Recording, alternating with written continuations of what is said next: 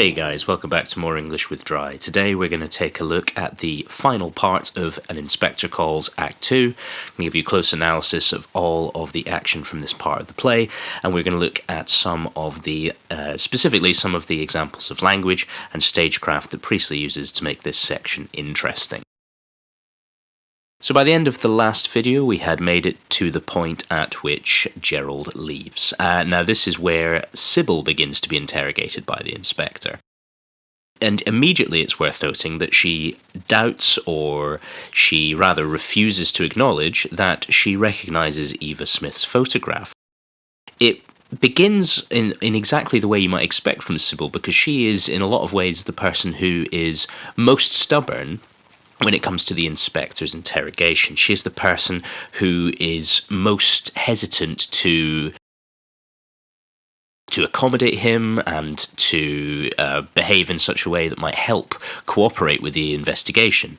And she actually just begins with a barefaced lie. We find out that she actually met Eva Smith a few weeks prior to this, but she pretends that she doesn't recognise her at all from the picture. The reason for this is simple. She doesn't want to in any way cooperate with the inspector because she believes that he is completely beneath her socially, and therefore he has no right to be questioning her at all. Now, Burling initially starts to support his wife, interjecting to what the inspector says and perhaps arguing with him, and in some instances asking for an apology for how the inspector talks to Sybil. And he says, "I'm a public man," and he's about to go on a rant about what this should mean before the inspector cuts him off, reminding him that public men have responsibilities as well as privileges. In a lot of ways, this epitomizes the conflict between Burling and the inspector. It epitomizes the difference between their understanding of the duty of a public man. Now, the expression that we would use in this day and age, it would be a public servant. Someone who serves as a mayor or a councillor is someone whose job is fundamentally to serve the people who have elected them in, or who they are responsible for. The idea is not that they rule over them, rather that they are there to make their lives better. Burling, of course, doesn't view his title, or the title he had, in any way as having this definition. He believes it entitles him to special privileges and a degree of power and respect. That means he should be able to do virtually what he likes. The inspector, of course, disagrees and reminds him that he has responsibilities, something that, of course, Burling refuses to take. And so in this way, it summarises Priestley's opinion about the inherent corruption in the capitalist world order, the inherent corruption in society in both 1912 and laterally in 1945. And the fact that people like Burling, who may have ascended to the public office, actually abuse their positions rather than meet them or facilitate them in the way that they should be, that they were designed to be kept.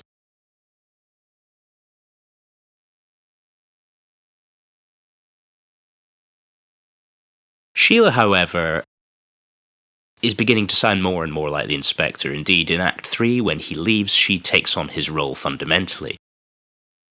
She begins to talk quite similarly to him. She sort of summarises everything that's happened up until this point to her mother and father, and in doing so echoes how the inspector talks. She is clear, she is concise, she's unambiguous, and so therefore she shows that she has taken what he says thoroughly to heart. She has totally taken on board his message of social responsibility, and this is something that she starts to espouse and to lecture her own parents with. And of course, this summarises her character change from the beginning of the play, where she was spoiled and naive and completely childish. And the way that she talks particularly sharply and directly to them is at odds with the deference with which she speaks to them at the beginning of the play. And in doing so, as I said, it shows that she's taking on board the inspector's role to a degree in this play. The inspector reminds Sybil that she was part, or is part, of the Brumley Women's Charity Organisation. This is a role that Priestley imagines for Sybil that would have been pretty in keeping with what a lot of women in Sybil's social situation would have been doing in the Edwardian period. She is the figurehead of a charitable organisation that allocates funds to women who are, as Sybil later says, deserving of help. Now, we will come on to what the idea of being deserving means later. Of course, this allows Sybil to feel good about herself and feel like she is giving back in some way to the community. Whereas in reality, the reason she likes it is because it puts her in a position that is tailor-made to her, which is to be able to judge those that she considers to be beneath her. She gets to judge women who have lived through misfortune, judge members of the working class, and to exercise extreme a degree of control over their lives. And this feeling of power over them is something that she would have adored. I mean, let's not forget that Sybil is, in this play, someone who is socially at the top of the hierarchy, but as a woman in this time period would still have been subject to her husband and to men in general, certainly men of an equivalent social ranking. And so the fact that she has this position of judging other women, women who she is above fundamentally in terms of how society saw it, this would be an ideal situation for her and one that she clearly relished, the judgment aspect of it. And when she talks about how women can come to the charity and ask for help, and they will be helped if they are a deserving case, the stress she puts on the word deserving indicates how much she enjoys her role as arbiter of who deserves it and who doesn't. She is the judge, the jury, and the executioner, if you like, in the sense of Eva Smith. She is the person who gets to determine this. And of course, a deserving case might be someone whose husband perhaps died of an illness, someone whose husband maybe died in a tragic accident, not someone like Eva Smith, who she believes to be morally bankrupt. And so in this way, people like Sybil would get to exercise control over the working classes by almost being kind of like a godlike figure in their lives. Eva, of course, she designates as being undeserving for her own reasons, and so therefore she has the power of life and death over these women in some ways.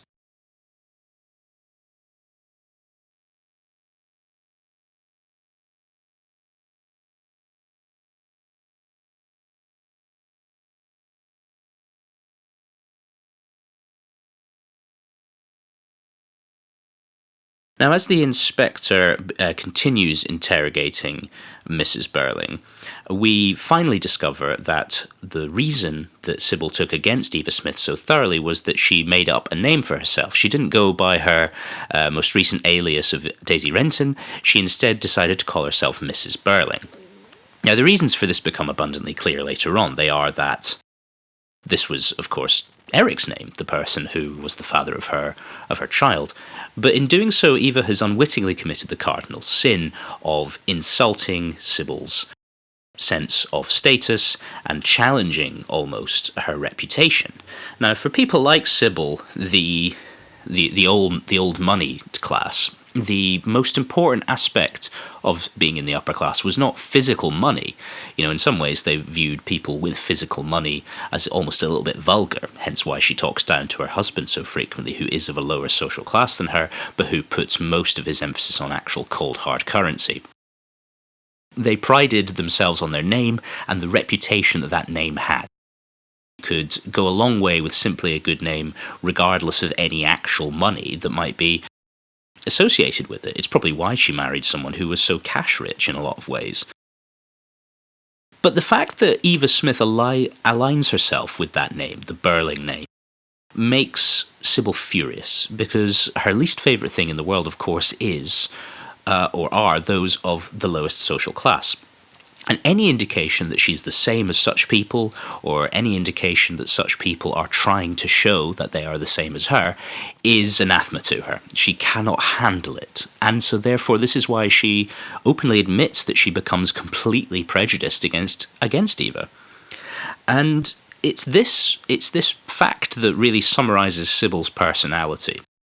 Her obsessive desire to be seen and perceived in a certain way by those around her, that colour everything that she goes on to do. And she comments that it's impertinent. Burling agrees. He says, damned impudence. They both seem to agree that this is the worst thing that she does. They mention it before they comment on whether or she may or may not be telling the truth.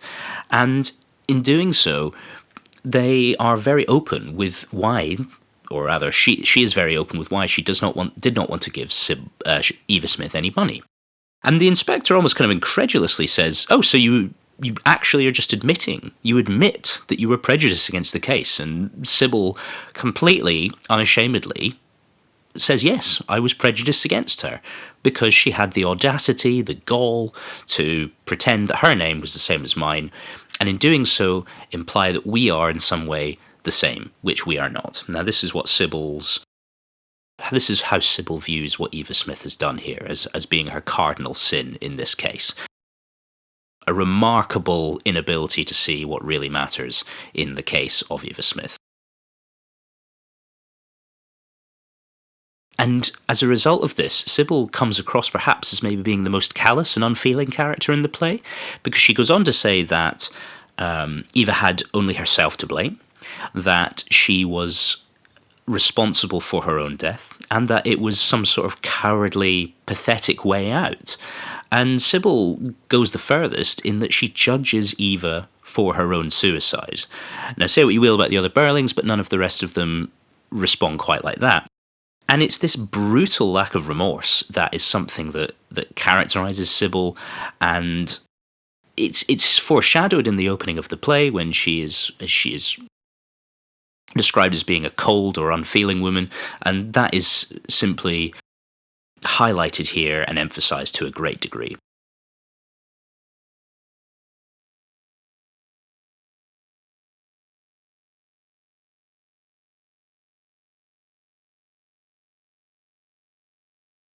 And then Sybil talks about using her influence to make the committee of this women's organisation decide not to donate any money or help Eva Smith in any way. And so in a similar way to Sheila, Sybil discusses how she uses her influence. Now, of course, this presents the key difference between men and women. Arthur and Gerald, and laterally Eric, we will discover, don't use their influence, they simply use their power, whereas Sheila and Sybil use the power they can have, or rather they are a little bit more underhand about it. Sheila, of course, has to make someone else fire Eva Smith. She can't do it herself. Sybil has to make the rest of the board of the charity decide against giving Eva Smith any money. However, this does not make it any less of a crime or any less of a sin or make them any less responsible. It simply shows the ways in which upper-class men and upper-class women had to behave differently in order to get what they wanted. And we, of course, learn that Eva was pregnant, and the pregnancy adds a new layer of horror to the death, and especially to the manner in which Eva commits suicide. There is a lot that can be discussed in terms of her decision to kill herself by ingesting a great quantity of disinfectant. There is a lot of symbolism in the idea that she wishes to cleanse herself or clean away the dirty, sinful things that the Burlings have done to her. There's also the imagery, perhaps, that she has been treated like she is dirt constantly by these people, and so this is something she's taken to heart and something that she feels, and so therefore the disinfectant hints at that too. Or the idea that they view her as being in some way subhuman, or almost like something worthy of disgust that should be cleansed. Or finally, there is the idea that having a child inside of her that she perhaps wouldn't have wanted, well, certainly wouldn't have wanted given how it came to be, what Eric did to her, there's an idea of the attempt to get rid of it also in that suicide method, which is just an added layer of unpleasantness, and this is something that Sheila reacts to, of course, and yet something that Sybil, again, seems to show no empathy or sympathy for. Rather, what Sybil starts to do is start to cast around for someone else to blame. And of course, she lands on the father of the child, unable at this point to see that it's, of course, her own son, Eric. This is more dramatic irony. The audience at this point has, of course, worked out that it was Eric who has done this. We keep hearing about a someone not of the same class as Eva, someone who is a drunken layabout, someone who is an idler, someone who is fundamentally a bit of a loser, and these all describe Eric. But Sybil is so blind to the sins that her own family commit that she can't see it, and so she starts to discuss exactly what should be done to this young man. And the inspector reminds her that her dismissal of Eva is especially cruel, possibly because of the fact that Sybil is the only other character who should have been able to empathise with motherhood. Now, perhaps this is a slightly gendered way of looking at it. Of course, they should all be able to sympathise with her. But of course, there is the aspect of motherhood that Sybil should have been able to think of as the only other mother in the play, but she doesn't. She doesn't do this at all, and so therefore, it further emphasises her callousness, her cruelty, and of course this is exactly what Sheila says. In no uncertain terms, she says it was cruel and vile. Now the starkness of these words are at odds exactly again with how Sheila spoke at the beginning of the play, but she's also not accusing her parents. Now the fact that she has gone from talking meekly and doing what she's told and obeying them to challenging them to now fully accusing them of being certain things is again another step in her character rehabilitation towards being someone who thinks critically and someone who is perhaps more moral.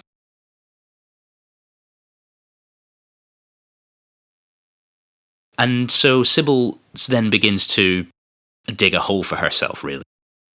She comments on the many ways in which the young man is responsible for causing her pregnancy. And there is a lot of use of the word responsibility and responsible from Sybil, which again is irony, because it almost seems incapable of grasping what this word means for herself, and yet is willing to use it to describe others. And then she really, really begins to show her true colours, if she hasn't already. She discusses how, of course, we later find out it was Eric that was stealing money to pay Eva Smith to try and look after her. And of course, we find out that Eva Smith refused to take this money. And Sybil comments on how Eva was claiming elaborate fine feelings and scruples that she believed someone in her position would not have shown. Now, this shows her total moral bankruptcy as a person. Eva, of course, has a moral compass, and the fact that Sybil can't even imagine having such a moral compass shows how immoral and awful a woman that she really is. And so therefore it really incriminates Sybil further rather than anything else. And we hear again, as I mentioned, about what the father of the baby was like, silly and wild and drinking too much. And in doing so, she of course describes Eric absolutely perfectly to a T, but she cannot see it. And this blindness, important in the name Sybil, of course, which is key from the importance of names episode I've made. But it confirms this utter blindness and total pig-headed ignorance about the things that her own family and people in her own social bracket and social class do, and that she just can't see it or refuses to believe it's happening. And then she delivers the line, as if a girl of that sort would ever refuse money. Now, this is one that I suggest everybody learns and memorises because it's very key. It's utterly germane to how Sybil views everybody and how she views life. It shows her kind of revolting and despicable prejudice against the working classes, and it's this almost Victorian idea that people who are poor and working class are in that position in some way through their own fault. And I say Victorian because it is the kind of thing that, people like Scrooge in A Christmas Carol would have believed, that poor people deserve to be poor because of sin, that they are sinful. When Scrooge says there are no prisons, there are no workhouses, it's implying criminality in all people who are poor. And that is what Sybil is doing here. She's saying as if a girl of that sort, i.e. what she means is poor, she of course can tell that Eva has turned to prostitution, and so she judges her for that, and she thinks therefore that she can't have a moral compass, she can't be a good person, because otherwise she wouldn't be in this mess in the first place. And so by equating criminality with poverty, Sybil shows how backward she is.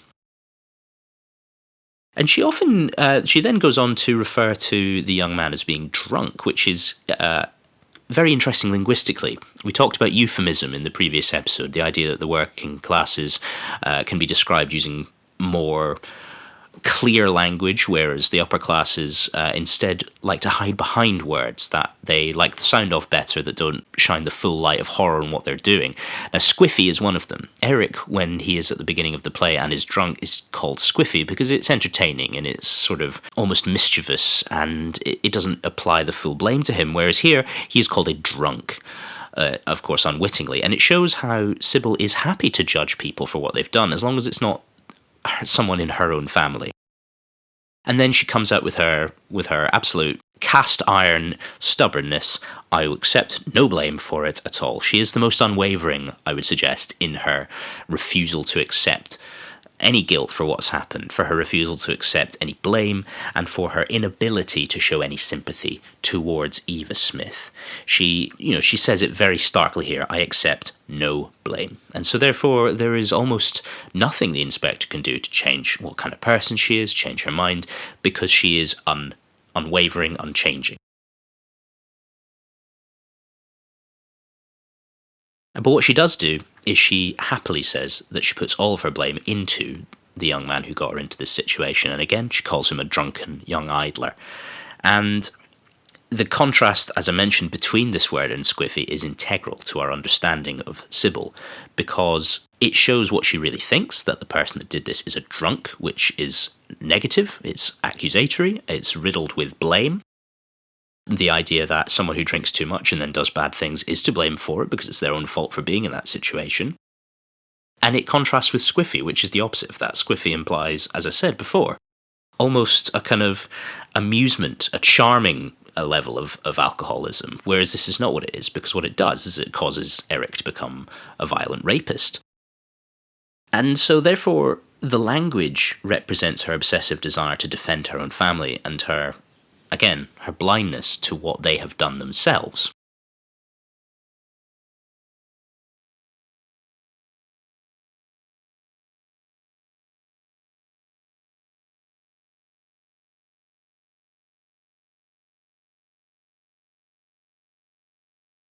And she then unwittingly puts all the blame onto her son, saying almost, well, if we had discovered the truth, that all of what she said was in fact the truth, then we would have exactly given her help. And so the fact is that of what Eric did, it is his fault, which is not the case, because clearly she is to blame here also for not believing her, but it is fitting that she puts all this blame on the person before knowing it's her son. And she then, the tension builds as she starts to say, well, I suspect you should leave and you should go and do your duty. And the inspector, can't believe his luck, saying, oh, well, I intend to do my duty. And she outlines a perfect punishment for him, a public confession of guilt, for his name to be dragged, through the press, through the gutter, as it deserves to be, for the awful thing he's done. So it shows that she actually has a good sense of judgment in some senses, because she knows exactly what should happen to people when they do things that are wrong. Her crime isn't an inability to see what is right and wrong. It's an inability to see or believe that she and her ilk and her kin are able to do things that are wrong.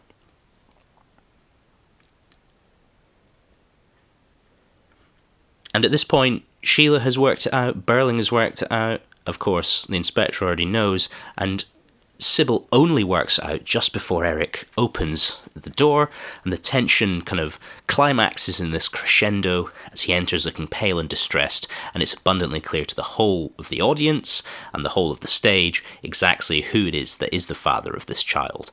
And it's a real masterstroke from Priestley here, this ending to Act 2, because the curtain drops just as Eric has come in, almost revealing himself without words to be guilty.